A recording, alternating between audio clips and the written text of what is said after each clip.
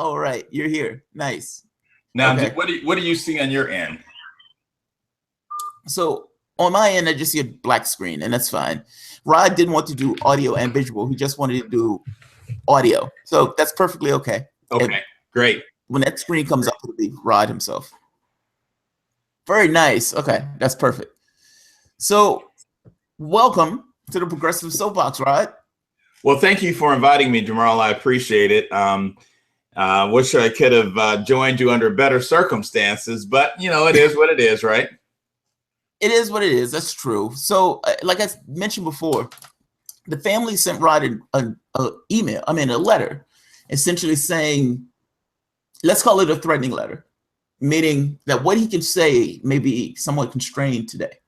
And that's okay. If it hits something, I told him if it hits a line, just say, hey, I can't answer that. The family sent me a threatening letter, and I can't answer that particular thing. So that's perfectly okay. So, Rod, you call us a firestorm, and that's saying it lightly, right? With a Fox News piece. Now, so before anything else, could you tell people essentially your background? Right. Well, my background is law enforcement. I've been involved with law enforcement and security stuff for a number of years. I have a degree from the Ohio State University in criminology, criminal justice, and then I did my master's work at American University here in Washington, D.C. And since I was in D.C., I decided to join the police department. I only did a total of about 6 years on the force, and then I went back into private industry, and I've been focusing on a lot of consulting work with investigations, not only just murder and death investigations, but other types of investigations as well. Now, what brings you here, though, specifically is the piece on Seth Rich. Essentially, the family hired you to be a private investigator on the Seth Rich case, mainly because it didn't seem like the police were doing their actual jobs. I don't think that's being too critical, although I don't think the family takes that step if it wasn't necessary to take that step. Now, in involving this case, the Seth Rich case, and just to explain a little background on this in case somebody is like, what the hell is he talking about? The Seth Rich case involved, Seth Rich. Seth Rich was a DNC staffer and is working for the DNC. He was murdered one night. Now, the police said for the most part, it was just burglary going bad or robbery going bad. A botched robbery. A botched robbery, right. Now, botched robbery is slightly weird because if I'm not mistaken, they didn't take anything. Created somewhat of a schism in our particular society. In one case, you had people saying, well, going with Julian Assange, is it possible that the guy who worked for the DNC released documents from the DNC to WikiLeaks? To me, that doesn't sound crazy. That doesn't sound far-fetched in the least. It makes perfect sense in that case. Now, some people are saying, well, wait a minute. This was Russia. Had nothing to do with anything else. It was Russia. Russia did it. It had to be Russia. It has to be Russia. The other group saying, well, wait a minute. You had somebody who worked for that particular organization. Are you telling me that it's impossible for that guy to be a part of the mix? Now, in your case, you came in coming somewhat of a firestorm when you kind of made this point of, well, wait a minute, he could have been the leaker. It's possible that he was the leaker. That's kind of where the whole debunking and everything else came in. That's when everybody attacked. You weren't following their narrative, and they attacked you for not following their narrative. The biggest part came with a backtrack.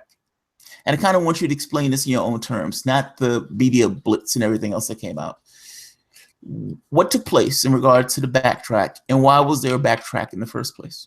Right. Well, I think that's an excellent question. And by the way, thank you for explaining to your listeners that I'm somewhat restricted in terms of talking about the actual investigation, which is fine because as you and I talked about earlier, Jamal, my personal desire and hope is to get everything that I did out in the open. I want the world literally to see what I did, because once people look at my report and see the progress I was making with investigating the murder, which is why I was brought in to investigate a murder, not to investigate a narrative, but a murder.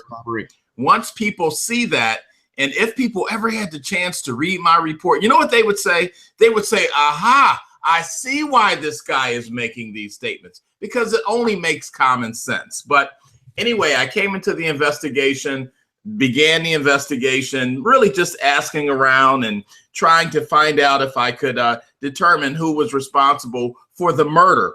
And it's important that you understand and keep in mind that that was always my focus, is the murder, finding the dead, the guys who killed Seth.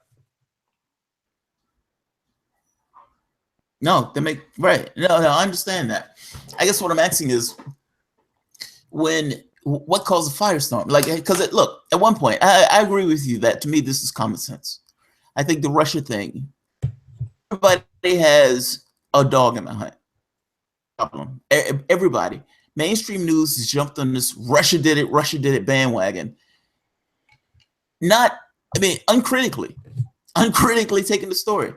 The Democratic Party has started screaming Russia at the top of their lungs because, let's be honest, Russia, then that means she just lost miserably. Now, what I'm getting at, though, is at some point, there was a part of the story in which you backtracked on. That's kind of what I'm trying to get at. That's what I'm trying to narrowly focus in on. Because nobody says, okay, you got me. I was a complete liar and I'm done. No, it was something very specific. What was the specific thing that you were pulling back on? Well, see, what happened was the Fox 5 reporter, a woman named Marina Morocco, she reached out to me on that particular Monday. She had been following this Seth Rich case herself for a while for Fox 5. That's not the Fox News channel. That's like a Fox affiliate here in DC. So I had not read the actual report that was going to be released by the Fox News reporter on Tuesday, but I had heard that there was going to be a report released. So the Fox 5 reporter asked me, she said, can you give me a comment, just a teaser, okay, just a teaser for the 10 o'clock news. Now, just so that your listeners understand, a teaser is just that. It's not the story. It's just a teaser. Here's what's coming, right? Well, I told her, sure, that'd be fine. I was actually downtown DC at the time at a restaurant called Art and Soul, which is a very good restaurant downtown DC. And I was having dinner. And so she came by the restaurant. I stepped outside from dinner, literally. I was having dinner with some friends from Boston, and I stepped outside the restaurant to give her a quick teaser. Now, she asked me about 3 or 4 or 5 questions before the camera guy could get set up. Now, the truth of the matter is the camera guy was already set up and rolling, if you will, without me even knowing that we were being recorded. And that's fine. I mean, I don't have a problem with that. But she asked me, she said, so you have, and this is important, she said, so you have information that from a source that they have seen emails from Seth Rich computer. And I said, I think I said something, yes, confirmed. Now, what did I mean by that? I meant that it was confirmed by the Fox News reporter who had just told me about this guy, not that it was confirmed that I saw with my own eyes. So I never really backtracked on anything. The reporter from Fox News told me, yes, it's confirmed that this guy saw the emails. Okay. And so basically what I did was repeated that. But not once ever have I ever said I saw the computer. Real quickly, Jamal, if you listen to that Fox 5 story clearly, at the end of me talking, I say, and you may remember this, I say, we don't even know if the computer is with DC police or with the FBI. Nobody knows. I said that. So think about it like this. If I were to have seen the computer myself, then I would know where the computer was. Now, understand that. Now, one of the things you mentioned, though, was an FBI source. And you said, for the most part, you didn't know whether the computer was with the FBI or whether the computer was with the police department. And that, for the most part, neither party is saying that they had that particular computer. That's right. But the information that we want to find out, for the most part, on whether or not Seth Rich was the leaker is on that computer. Is that fair? Absolutely. Well, that could help in the investigation. And again, not to go into my investigation, this is just my opinion, because I'm sure the attorneys for the Rich family is listening closely, and I want them to get this. When you do an investigation, and this is so important, Jamero, I mean, here's the bottom line. When you do an investigation, I always like to say you got 3 doors to go into. Door number one is whether or not this was a botched street robbery. Okay, this is an any murder, not just Seth Rich murder, right? Right. So I'm looking at the possibility that this was a botched street robbery. And actually, believe it or not, I believe for a long period of time, this could very well have been a botched street robbery. Now, let me put a footnote there. I still kind of believe it could have been a botched street robbery. You know, you have to look at all possibilities. There's one section, Jamaro, of DC where Seth walked on his way home, and I walked that section, and I remember back in the day having a lot of issues with crime in that particular area. So it could have happened. It could have been a botched robbery. Okay. Then I looked at door number two. Door number two is relationships, boyfriend, girlfriend, lovers triangle. Those kind of things happen, man, all the time, right? You know, did somebody get, pissed off because he has a new girlfriend? You don't know these things, right? So I wasn't getting anywhere there. I wasn't finding anything to substantiate that. And now door number three is, well, let's take a look at his job relationships. And again, I'm not going into details about what I found, but this is how you do an investigation. Let's go into the job relationships. Did he have problems on the job with anyone? Those kinds of things. Well, that's where the door was closed in my face and I could not go any further. I see. Because it's one of those things where you felt, or at least it was mentioned, that the investigation was being squashed in some way. That ultimately the way you would investigate a murder would be, wasn't necessarily going around the normal paths that you would expect a murder investigation to go. Would that be fair? Yeah, well, the normal path is like I just described with door number one, door number two, and door number three. But unfortunately, with the normal path, most people would not be blocking information from the investigator, because if they do, they could be hiding that critical piece of information that could solve the case. Right. And that's what I'm getting at. You felt like they were blocking you, or something was being blocked in regards to going after the information for the case. Well, I was being blocked. Yeah, I didn't feel like it. I was being blocked throughout a number of areas, again, without going into detail. But yeah, I was being blocked in the investigation. So here's the question. Why hire a private detective if you don't want the detective to solve the case? No, that's fair. I was wondering that myself, the conflict between the family not getting the information, hiring a private investigator to get the information, and then kind of blocking the private investigator or kneecapping the guy. I'm not quite sure what the family motives are. I would argue that if it was my family, that was a while ago, I was very ill. And my mom, grandmother, you have the family which you come into the hospital. And it upsetting their reality, completely discombobulating what they consider to be reality. They start thinking of all sorts of stuff. Like, was it witchcraft? Was there a witch doctor? Did he piss somebody off and they put something on? All sorts of wild and crazy stuff. Right. What it sometimes boils down to is the most basic. I wager that the family is looking for normality. And anything that goes beyond that normality, that they have in their heads of, this is the normal thing that happens. He just got murdered. I don't want to believe this other stuff. He just got murdered. I don't know why you would hire a normal investigator if you don't want the answers from a normal investigator. I honestly don't. But I would wager it has something to do with that. Digging into that a little bit more, I think it makes perfect sense to me. Between this idea of Russia hackers or whatever this other stuff, that if somebody was working for the DNC, and this is what I mean when I say just a cognitive thing, if it was me and I was a cop and I was looking at this case trying to figure it out, I would have to investigate the fact that, he worked for the DNC and we had a leak. Both of those things are true. Now, whether it was a botched robbery, botched murder, whatever, it's possible that, yes, it was an accident. But it's also possible that guy was a leaker. And as a cop, I don't know how you can exclude that possibility. I just don't know how. Somebody works for the DNC, somebody potentially had access to information of that particular company, of the DNC. How can that person, how do you shut that door and says that's an impossibility? It is impossible that a person who worked for the DNC could have passed that information on.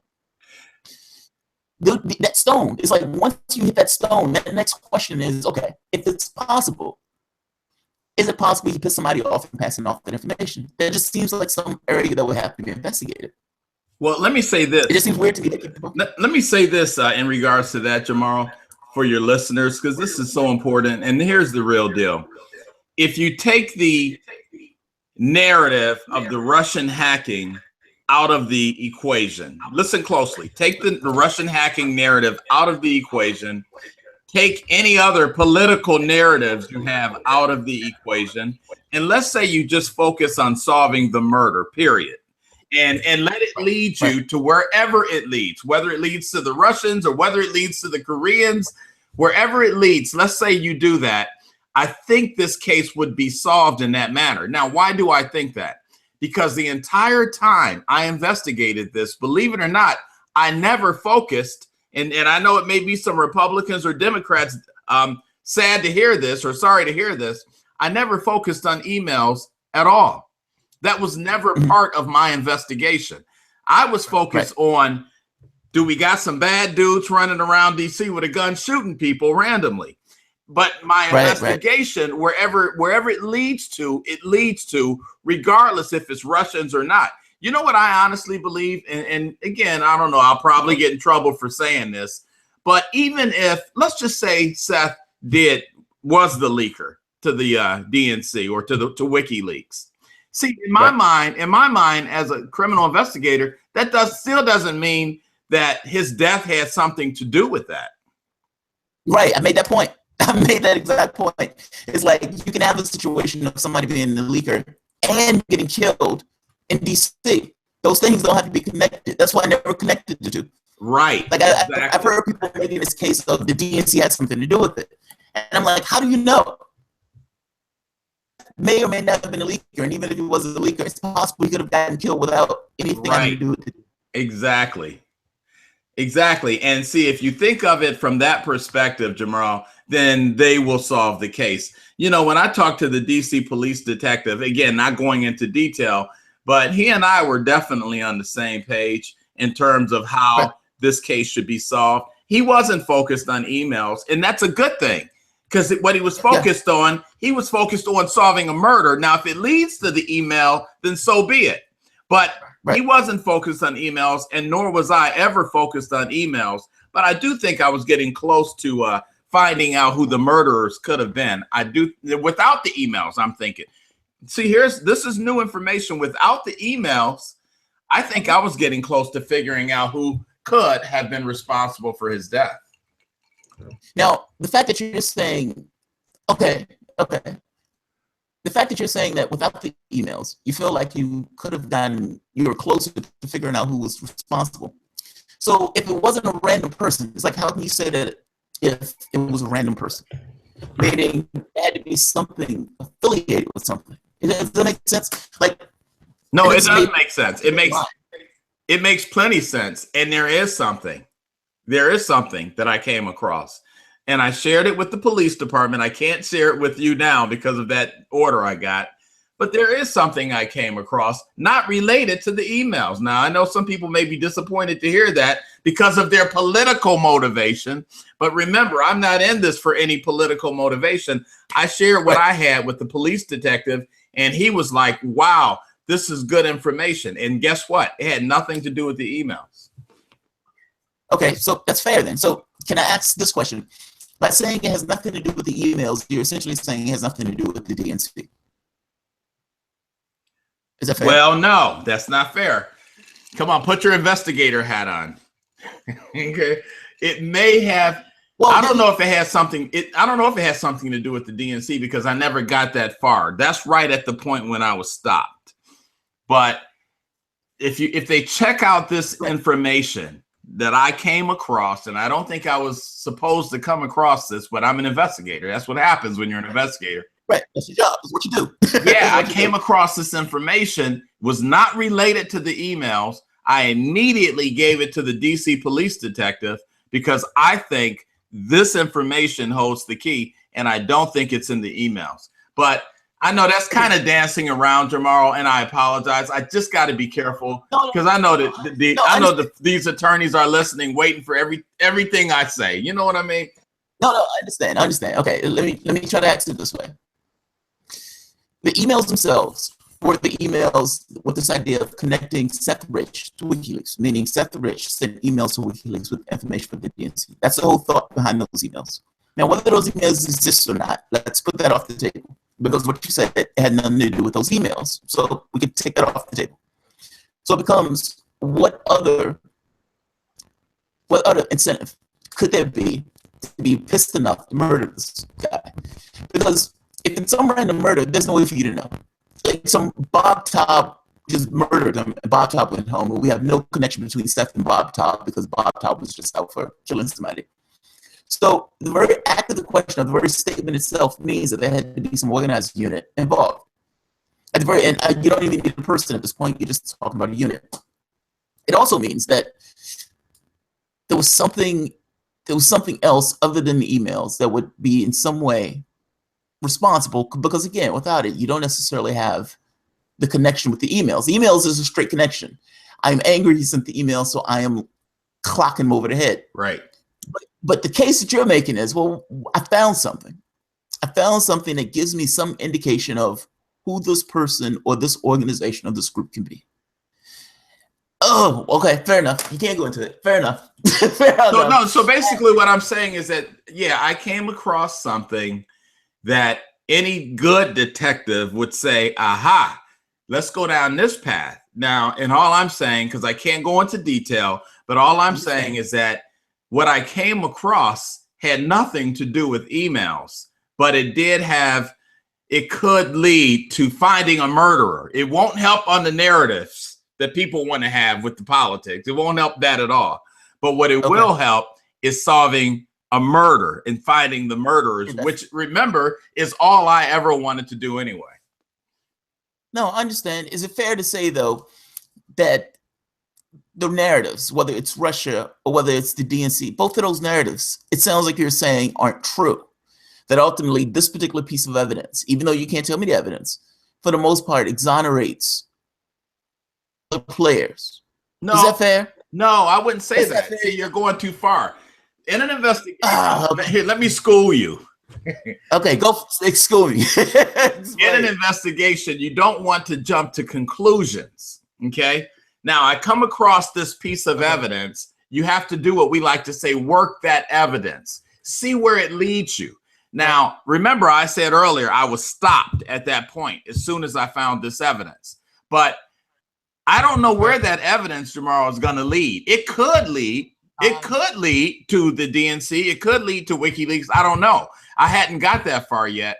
But it's good evidence that you want to work to see where it leads you. And I think if the police, and I'm really hoping, to be honest, more than anything, I mean, I'll be glad when this case is solved. I'll be glad when the murderers are behind bars, okay?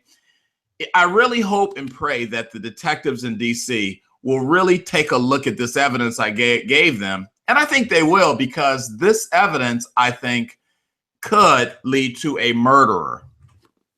Okay. I really wish. Yeah, okay. No, that's fair. That's fair. Let me ask you this. Oliver Darcy of CNN did a hit piece. He did a straight hit piece. And he put it this way, you were misquoted in that piece. It went far. But Oliver Darcy said he had a letter from you saying that entire hit piece was correct. No. Would that be? No, man. I mean, come on. Oliver Darcy. I mean, you know, they play these. Nobody believed it, which is why I was like, no, Jamal, this sounds. Here's what happened. They play these games. And you know what? I'm learning, believe it or not, and I hope your listeners hear me well. I'm learning so much over the past month how these games are played with these reporters. I sent him a note. Yeah. I told Oliver Darcy when he called me the day after all of this craziness broke out, I told him I was reluctant to talk to any reporters because I can see how reporters like to twist things to fit their narrative. Well, he promised me it was going to be not a bad article. He was just going to state the facts. I said, okay. So we talked a little bit. And then the note I sent him after I read his article, I said it wasn't bad. I didn't think his article was bad. It could have been a lot worse. I didn't think it was bad. But basically what he did, that's exactly the words I used. I said it wasn't bad. I said in the note, and I wish I had it up, I'd read it word for word to you. But I said in the note, in the email to Darcy, your story wasn't bad. Let's just stay focused on solving the murder. That was it. That's what I told him. Wow. Yeah. His interpretation of that was a little bit different. Yeah, I mean, you know, to say it wasn't bad or to say crummy article, right? It was a crummy article. I read her article myself. I read it just before I had this interview. It was a crummy article that was somewhat of a hit piece. It's amazing they take these narratives to be true. It's almost like people need to have reality to be a particular way. I need my reality to be this way, and anything that deviates from my version of reality is utter nonsense. It is utter nonsense to believe that their reality is true. The information they're receiving is from all these different sources. They should be ambiguous at best. There's nothing wrong with saying, I don't know. And having a piece where you're saying, all of this stuff is debunked. Who debunked it? Nobody debunked anything. Was Seth Rich working at the DNC? Yes. Is it possible that somebody who worked at the DNC could have gotten their hands on information from the DNC that they worked that was somewhat damaging? Yes. Yes, that makes perfect sense to me. And yes, it's ambiguous as to whether it's true. But there's nothing wrong with saying, okay, I just don't know. They go to this nth degree of anybody who's not towing this particular line is crazy and nonsense. And we must show that it's nonsense. You just said a hit piece. I mean, that's basically what it boils down to, a hit piece that wasn't necessarily even taken honestly. And that was really unfortunate, Jamal, because you know, these reporters, to be honest, I can understand what President Trump means sometimes when he says the fake media and all this kind of stuff. These reporters, I mean, they just write anything that they feel. I don't even know Oliver Darcy. I don't know any of these reporters. And they write these things and they do a character assassination on you. And they make your integrity look bad. And it's really unfortunate. You know, they don't tell folks that you are really trying to find a murderer. If anything, what they should do is try to help find the murderer instead of attacking me, you know? No, from their perspective, it's all politics. Like, from their perspective, none of these things are real. Honestly, I don't believe it. I don't believe they think this stuff is real. I think they look at it from a purely political narrative of, if it wasn't Russia, we have problems. We've been lying for 6 months. I honestly think that's the context. The whole idea that, hey, there's actually a family there that actually lost a kid, and that the idea of finding who killed that kid is of paramount. That doesn't matter. I don't think that matters. I honestly don't think that matters to them. Well, then that's the disconnect. I don't think that's the disconnect right there. That's it. Look, Joel and Mary Rich, the parents of Seth, are some really nice people, Jamal. They really are. I spoke with them quite a bit. They're very decent people. They really want the case solved. They want the murderers found. I don't think they want to buy into any narrative. We had that in common. We had that in common. I didn't want to buy into any narrative because I'm not into that, but I wanted to find the murderer. But I think some people from the outside began to influence them. And I think, and you can fill in the blanks in terms of who you think those people from the outside are. But I think it's really unfortunate because I'll tell you what, man. These people can say what they want or may. I don't care who they are. Find the murderer. That's all I can say. Yeah. And if they can't find the murderer, then they need to shut up. I feel you on that one. I feel you on that. It is this narrative thing. I have to be honest. This is the part of politics where I hate the most. It's like talking points, and particularly when you have an incentive to toe a line. Like, I bet Darcy, more than anything else, it's just a Democrat. And as a Democrat, he knows that there's this thing out there from right-wing media and from progressives saying it wasn't Russia. You just lost. It wasn't Russia. Now, in their case, it must be Russia. It must be Russia. Russia did all this stuff to us. Russia attacked us. I mean, it's crazy, insane stuff that these guys have been talking about, which is a conspiracy theory. Let's be honest. They don't have the evidence that they have is from crowdsource or CrowdStrike, whatever the name of the company is, that's been somewhat discredited. And nobody has given the computers of the Democratic computers to the FBI. Ultimately, all that information is coming from a failed company, CrowdStrike or crowdsource, whatever the name is. I'm just making a point that the data that they're going along with this idea of Russia with is faulty. And yet they're going along with the narrative. Everybody's going along with the narrative. It's amazing to me. It's amazing to me. You just got swept up in that narrative. I did. You became this focal point where it wasn't just, I'm looking for the person, a murderer, I'm doing an investigation. It was, this guy's a political instrument of sorts. Well, no, this guy's not a political instrument. This guy is just a private investigator trying to solve a murder. You're exactly right, Jamal. I mean, you got it figured out 100%, man. I mean, and you don't even know me that well, but let me tell you, I've never, as long as I've been with Fox News, I never talk about politics stuff, man. I talk about, you want to know what I talk about? San Bernardino, the terrorist attack out there. Yeah. I talk about the murders in Chicago, how we can try to help solve them. I talk about missing people. I never talk about politics. It's not my thing. You know what I mean?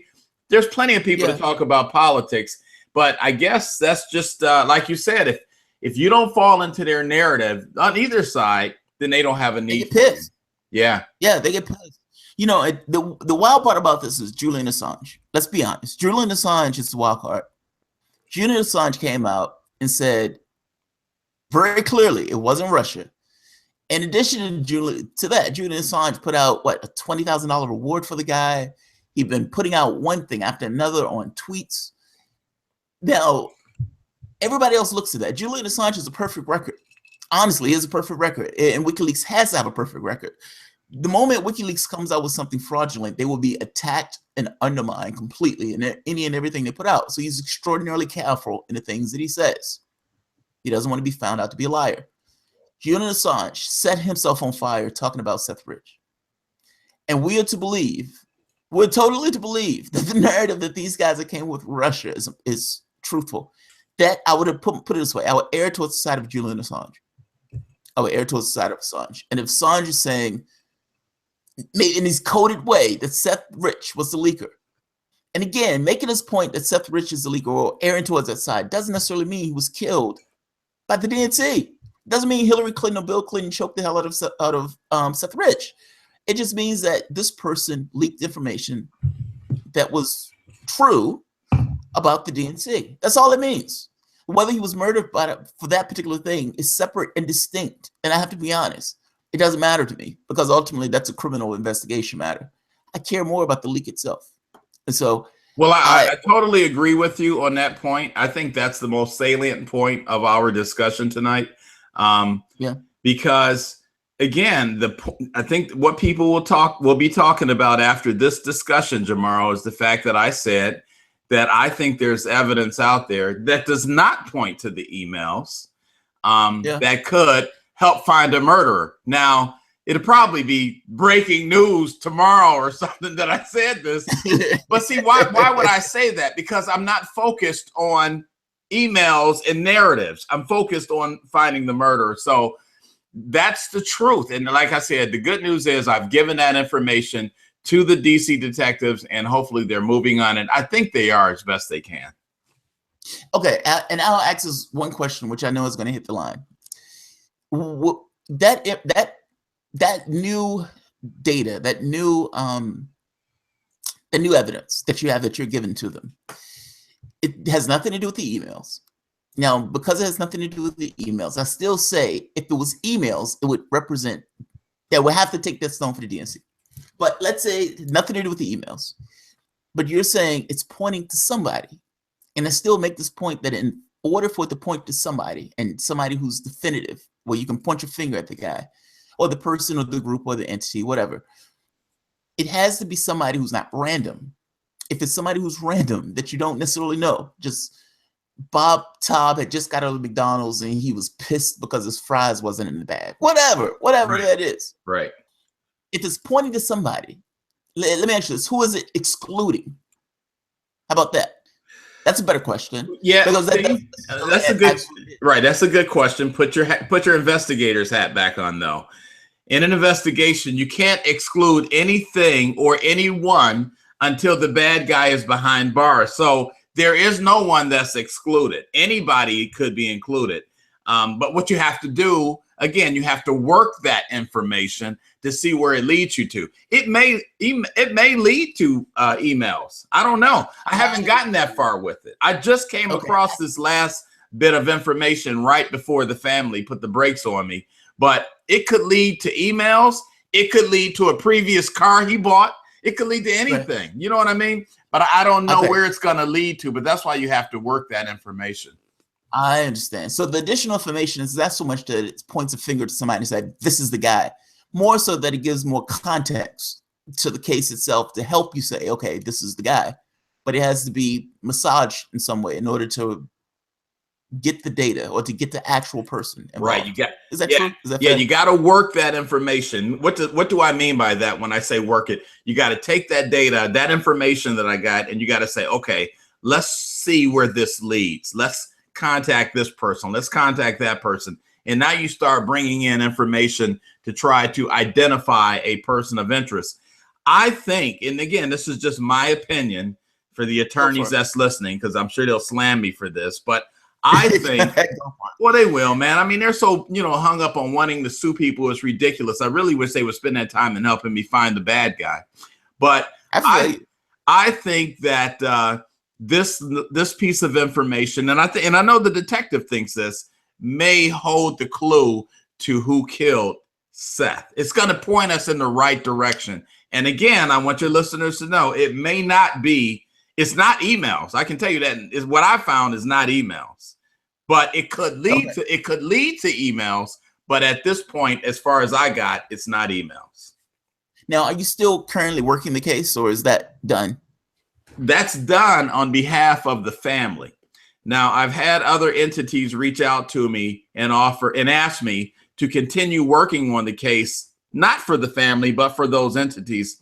And you know what? I've declined to do it, Jamar, because my family and me has taken, man, so much of a hit in the media over the past couple of weeks. To be honest, I've never had to deal with anything like this before. You know what I mean? And I understand. As a person, just as a regular person, I would imagine it's difficult to do. Like, you have personality. You know what I mean? You don't go online or go on TV every day and get hit in the face daily by people who disagree with you. That takes some kind of a stomach to deal with. Right. I mean, in your case, you're like, I'm just a person giving information about something and I'm being attacked for it, like smeared for it. Yeah, and that's really, it takes a toll on you. So I decided I really don't even want to be involved in this case anymore. I wish them well. I told the police detective, and he would tell you this, and this is interesting. When I met with the detective in DC, I told him, I said, look, if there's a couple of other murders in DC that you guys need some help on, just let me know. And I told him I'll help him out on it, because I was focused on just really finding, the bad guy. So. Right. Okay. So we're going to take questions. So if you guys who are watching have questions, have at it. Oh, my wife just gave me about 6 of them. We have 6. All right. So this is from Hard Bastard. Oliver Darcy from CNN claims he has an email from you sharing his 524 story discrediting you. Is that true? That's the one we went over before, where you essentially said you just told him the story wasn't bad, not necessarily meaning the stuff he put in it was true. Right. I just said it wasn't bad because I told him I was worried that he was going to twist some things in the story. He promised me he wouldn't. So the next day he did.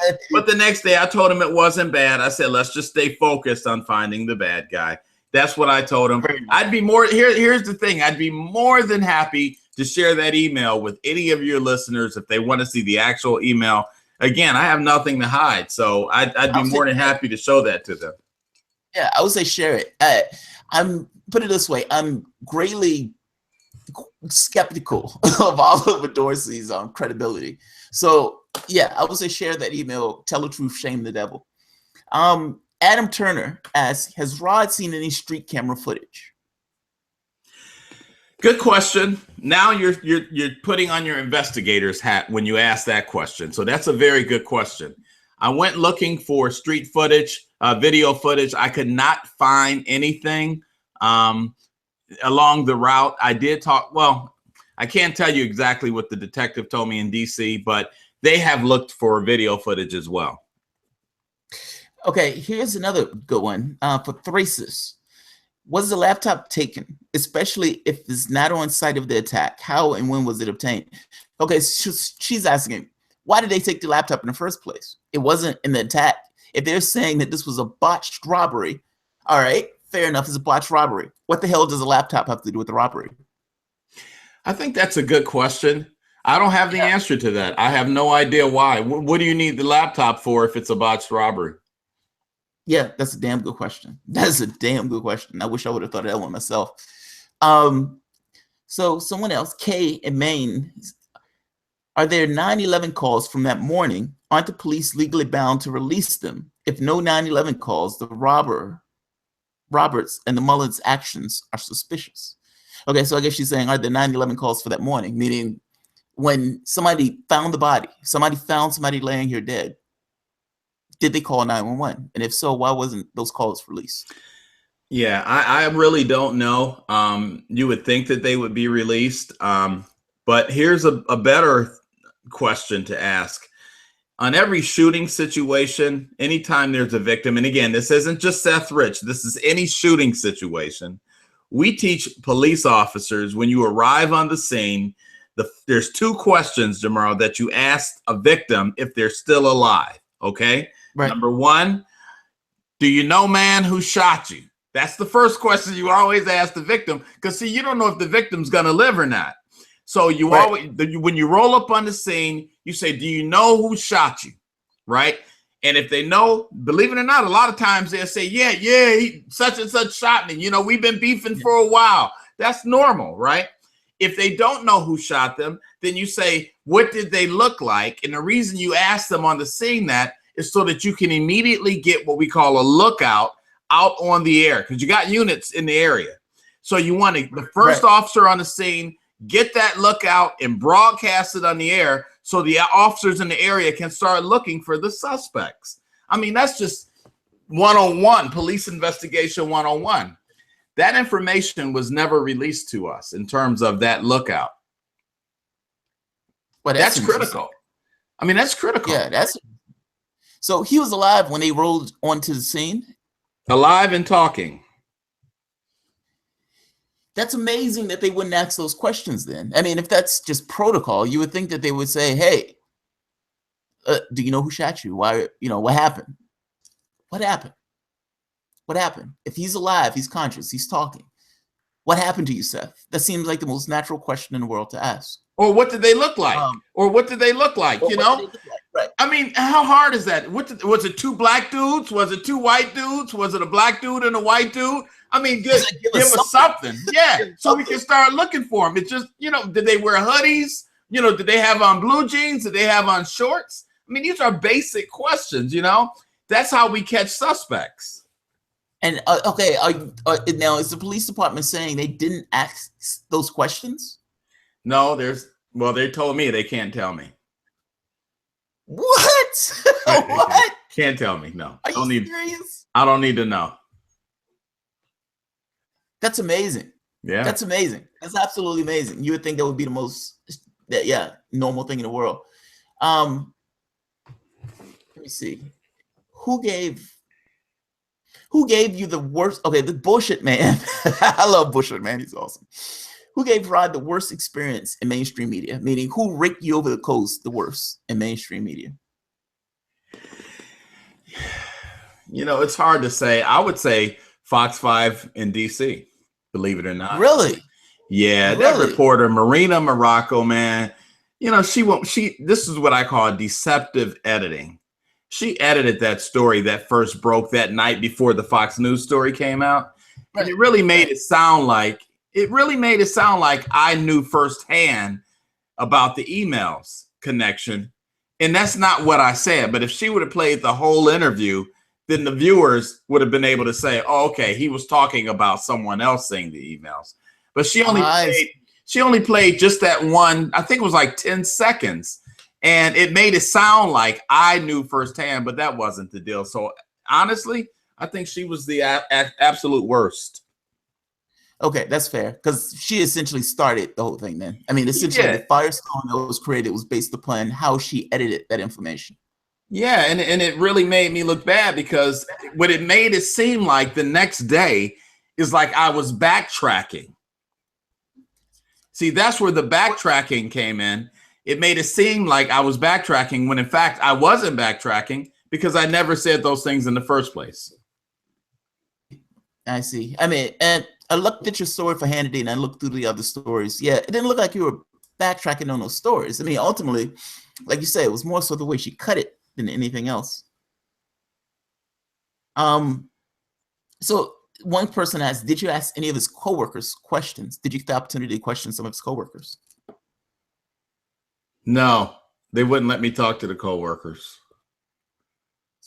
So you were being shut out in multiple places. Like ultimately, it wasn't just it's conceptual. It's not just conceptual blockout. It's no, you can't talk to me, or no, you can't talk to them. Like places that you need to get certain information from, they weren't allowing you to get that information. I really wish I could release my report. I mean, I want you to read it for yourself, man. I mean, I'm telling you, if you were to read this report, if anybody were to read this report with an open mind, you'd say, oh no, this is ridiculous. I'm telling you, it's not just there. The entire investigation, I was blocked. Oh, right. I'm sorry. That question was from Dave. And let me ask you this. They said there was no blood at the scene. This was from Kay in Maine. I think, yeah, Kay in Maine. Is it true there was no blood at the scene? Because I guess the question they're trying to get at, was the body dropped, or did it happen at the scene itself? Because if it was dropped, then that gets rid of the botched robbery thing. I cannot. No one would tell me. What?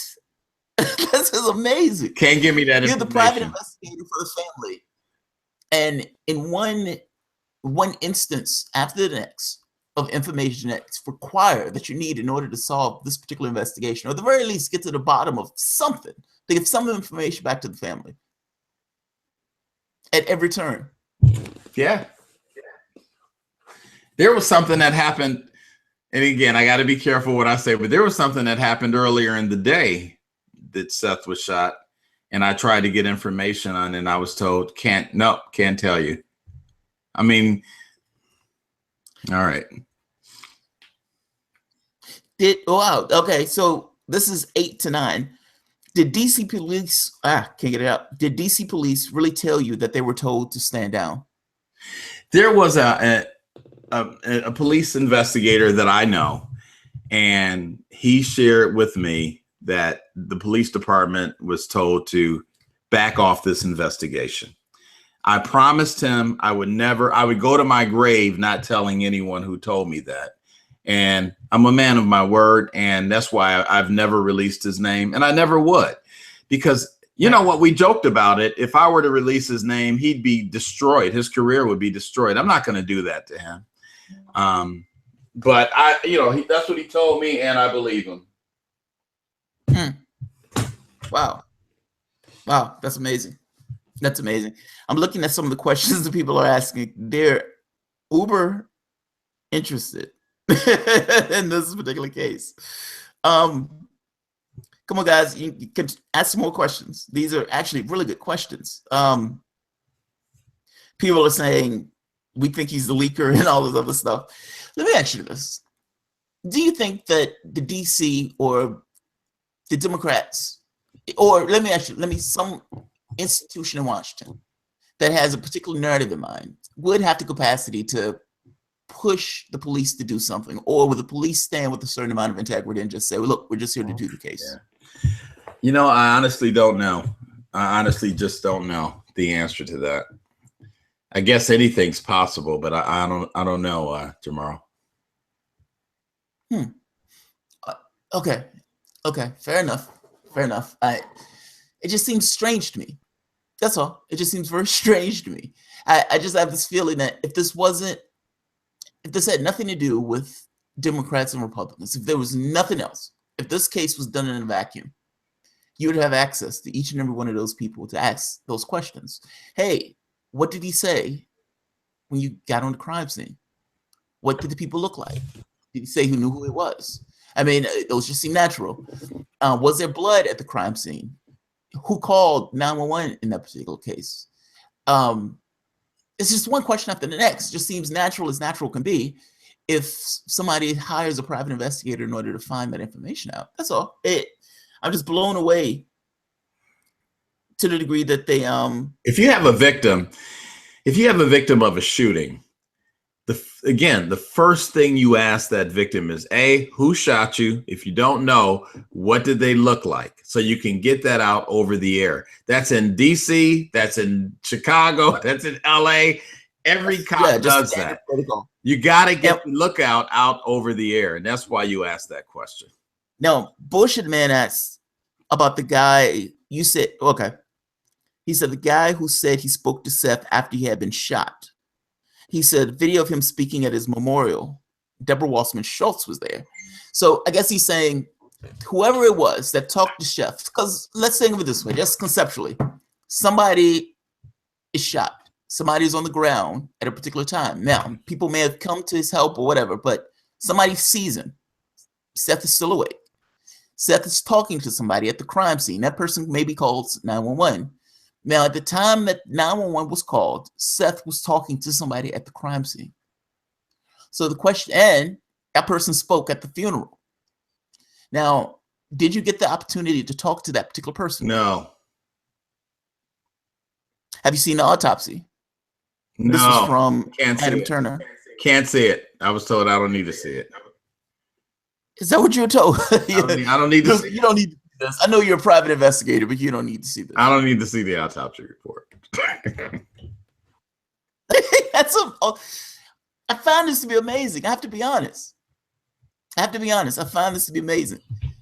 I find this to be amazing. It's like one turn after the next. Information you need to know. It's like, hey, you don't need to know this information. We're trying to solve this investigation, but we don't need you to know this information. How do I know you're trying to solve the investigation? Well, I just trust us. So, let's see wait a minute. Right, yeah, somebody's saying private investigator can't see the autopsy report. That sounds mind-blowing. But here's my problem with this case. Let me ask you this. Have you been in cases with the same level of pushback? Never. Not necessarily from media, just from the police department, these things where you're trying to get information from. It's like, let me see the autopsy of the case, those things. Have you ever been in a case with the same circumstances in the way that these organizations have prevented you from seeing the information you need to solve your case? Never. Why do you think that this case is different? I have no idea. I don't want to speculate. I have no idea. No, speculate. Yeah. Be wild and speculate. Yeah. I'm just curious. Yeah. I don't know. They can't hold it against you. It's just speculation. I don't know, Jamaro. I really don't know. I don't know why. I think the politicians on both sides, they may know better as to why all of this. I don't know. I mean, I'm investigating a murder, not a narrative, and maybe these politicians know why. I don't know. I'm baffled by it. Can an attorney request an autopsy report? Meaning, can an attorney compel them to give up an autopsy report? This is from Ginger Beeler. Yeah, I think the Judicial Watch, which is an organization here in Washington, D.C. I know who they are. Yeah, I think they filed, if I'm not mistaken, and your viewers, your listeners can Google this to verify it, but I think they filed a FOIA request, which is a Freedom of Information request, to get that information, because not only were they told already, but I wasn't the only one that was told I couldn't get the autopsy report. The Channel 7 here in WJLA here in Washington, they were told they couldn't get it either. So I guess I shouldn't feel so bad. I'm not the only one that it wasn't given to. It wasn't given to anyone. So is it normal protocol to give that out? There's no reason not to give the autopsy report out unless it's going to affect the case at the end. But at the very minimum, the family, and this is good information for your listeners, whether it's a homicide or just a natural death, always get a copy of the autopsy report, because there's so much information you can learn from the autopsy report that will explain the death. I see. So if you have a loved one, and let's say a loved one passes away in a hospital of natural causes, you still should get an autopsy report if an autopsy is conducted, because it just tells you so many things. That's amazing. Okay, that's fair. This is from Dave Diebold. Is the FBI involved in this particular investigation? I have no idea. And if so, why? Oh, okay, fair enough. Fair enough. Early on, you mentioned that the FBI and the police department didn't know where the laptop was. I assume that the FBI was involved. That's Has Deborah Wasserman Schultz. Oh man, have you seen the video of Deborah Wasserman Schultz telling chief of police there would be repercussions? Lots of laptops loaded. Yeah. There's a video where she tells the guy that there will be repercussions for his actions, essentially threatening that particular police chief. If she has a capacity to threaten that chief, is it possible that she has a capacity to threaten him in other circumstances? I guess that's what the questioner is getting at. Yeah, I've seen that video. I don't know much about it, but I did see that video, and I applaud the chief of police for standing his ground. I think he should stand his ground. That party is just, look, those parties, whether people realize it or not, those parties are two corporations. Those two corporations have no say-so at all over our democratic process. I mean, in regards to government. Think of government as a bus. Think of the parties as people who are driving the bus at any particular time. Those people can go away overnight. There'll be other people to drive the bus. There is nothing, no reason whatsoever why the DNC or somebody within the DNC, again, part of a corporation, is telling this aspect of government, police, avatar the force of the government, anything. She has no power over him. She has no power at all over that position. At least she shouldn't. There would be repercussions, my ass. Repercussions of what? You have no control over the situation. Hell, you don't even have control over any level of government. There would be repercussions. It's amazing. I'm sorry, but it is true. It's like, I've seen that video and I thought to myself, this complaint, how is she saying anything to him? In fact, he should take it as a threat and lock her up, saying she was threatening somebody who was part of the police department.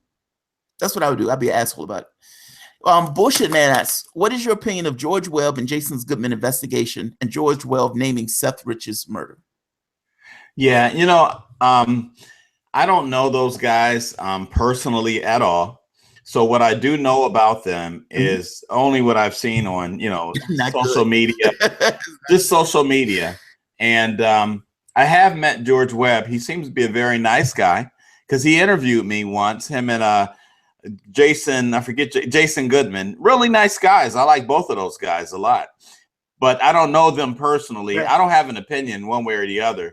But as far as I'm concerned, they've always treated me very nice and I think fair. Okay. We have about 5 more minutes. So I'll take a few more questions, but then I have a final statement as well. Okay. Let me get one more question and you can do your final statement. Is that fair? Yep. All right. So last question goes to Robert Tishmash. Does Wheeler personally believe Seth Rich was the source of WikiLeaks? Yeah, I don't know. I can't say one way or the other, Jamarl, because I don't have a personal belief in that situation because I don't know enough about how all of that played out with the WikiLeaks and the email. All I can speak about, to be honest, all I can speak about is just the murder investigation. But I don't have an opinion as to whether or not Seth was the leaker to WikiLeaks. I don't know. And my investigation never really took me down that path up until the end when that FBI informant came in and talked to the Fox News reporter. But short of that, I don't have an opinion one way or the other. Okay. Here's the thing I wanted to conclude with. I do want to say this. I do believe that Chief Peter Newsham in Washington, D.C. is a dynamic chief. I've been knowing Chief Newsham for years. And Newsham is a man of integrity. He really is. So you asked me a question earlier, whether or not a police department would cover up anything like this. Anything is possible. But I will say, knowing Chief Newsham like I know him, I wouldn't believe he would cover up anything if he didn't have to. Now, having said that, have to. If he didn't have to, I don't know if he didn't have to, you know what I mean? I don't know. I can't see him ever covering up anything, but you never know with politics these days. But I will say this. I I do believe the police department has the ability to solve this case, and I really wish the parents of Seth Rich well. Hopefully, they will find the person responsible for his death and bring that person to justice. And that's basically it. I appreciate you giving me the opportunity to speak with you too. I was really Absolutely. I was really floored when you called me because, yeah, and just so that your viewers know, I never met you before. You know, I don't want them to No, see, you haven't. you know, I never met you before, but I like how you said to me, Rod, we want to be fair with this interview. And I said, you know what? I think this is what I said. I said, I think I'll take the brother up on his offer. You know? And I'm glad I did because I've enjoyed it. I've really enjoyed it. No, I wanted you to speak your piece. Well, honestly, I did.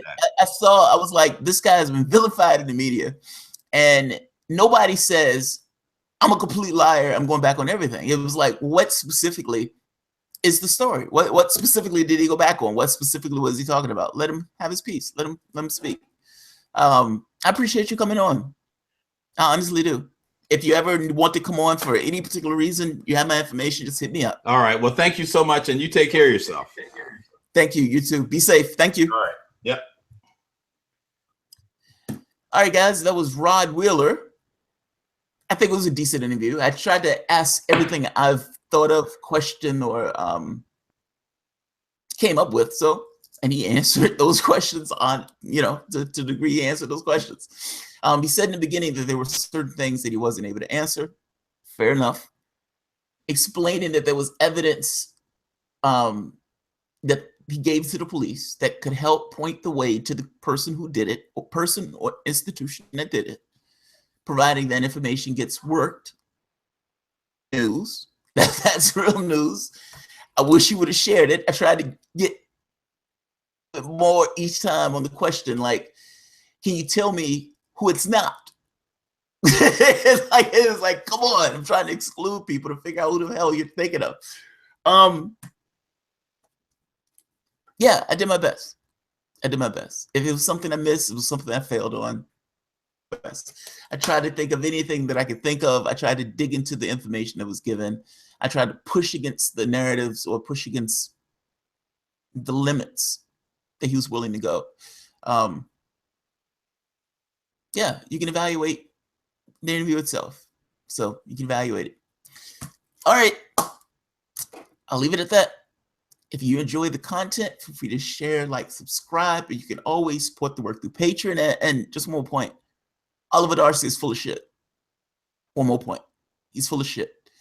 He may have more subscribers than me. He may have more reach than me. That does not in any way make him less full of shit. Period. I've read that hit piece. I've read it. And there's this thing of trying to make it look like it's only right-wing media who's paying attention to the story. It's not just right-wing media. It's not just right-wing media. You have right-wingers and you have progressives. Now, let's say independents have nothing to do with it. Are you telling me that that group of right-wingers and independents don't make a majority over your Democrats, your Hillbots? How is that the narrative? If you don't make up the majority in regards to the opinion of the story, you have right-wingers and progressives literally joining hands and saying, wait a minute. The guy worked for the DNC. In working for the DNC, are you telling me that there is no way for the person who worked for the DNC to get information on the DNC that could be leaked to WikiLeaks? That's some grand conspiracy theory? But Russia hacking, oh no, it was Russia. It was Russia. Russia did it. Did you say Russia? Did you say Russia? Russia did it. I am not making the stone that Seth Rich was killed by somebody with the DNC. I find that stone to be unnecessary. I find it to be completely unnecessary. My question, and the thing that I continue to go back to is, was he the leaker? And if he's not the leaker, the one person who would know whether he was the leaker, Julian Assange, is contractually bound not to say so. And yet he was setting himself on fire, getting across, this guy's a leaker. Rod Wheeler wouldn't go so far as to say, this is what I think in regards to the emails. And fair enough. I don't want him making stuff up, nor do I want him pushing something that may not be true. But I would say, at the very least, he wasn't debunked. And what if you want to call it backtracked on, was one specific part talking about whether he talked to somebody or knew somebody, whether he saw the emails. Well, that's not him saying I'm a complete liar. He backtracked on one point of the story. The overwhelming majority of the story still remains as it is. And he gave you the information himself that he saw, that he came up with, or that he was able to find.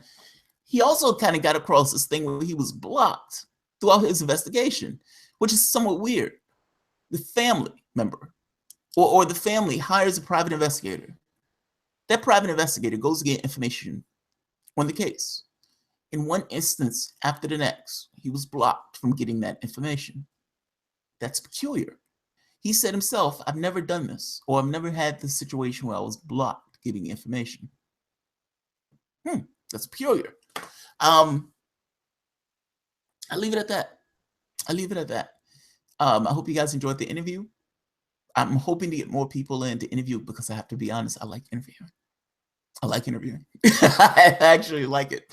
So I'm going to get more people on for more segments with interviews.